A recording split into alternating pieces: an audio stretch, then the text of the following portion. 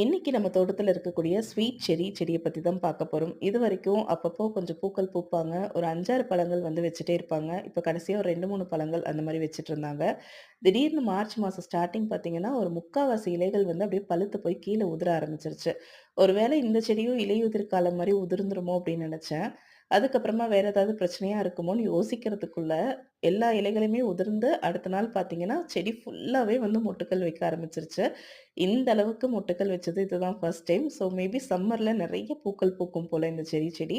பார்க்கறதுக்கே அவ்ளோ அழகா இருந்தது. எனக்கு இந்த பழங்களுடைய டேஸ்ட் அந்த அளவுக்கு பிடிக்காது. பட் பழங்கள் பார்க்கறதுக்கு ரொம்ப கியூட்டா இருக்கும். அதே சமயத்தில பூக்கள் வந்து எனக்கு செர்ரி பிளாசம் வளர்க்க முடியலையே அப்படிங்கிற ஒரு ஏக்கத்த வந்து இந்த பூக்கள பார்க்கும்போது நான் கொஞ்சம் இது பண்ணிப்பேன். பட் என்னுடைய குழந்தைக்கும், அவங்க ஃப்ரெண்ட்ஸுக்கும் இந்த பழங்கள் ரொம்ப பிடிக்கும். ஆனுவல் லீவுக்குள்ள பழங்கள்லாம் வந்துருச்சு அப்படின்னா, கண்டிப்பா வந்து ஹார்வெஸ்ட் பண்ணி குடுத்து அனுப்பணும் குழந்தைங்களுக்கு. உங்களுக்கு இந்த பழம் பிடிக்குமான்னு கமெண்ட் செக்ஷன்ல சொல்லுங்க.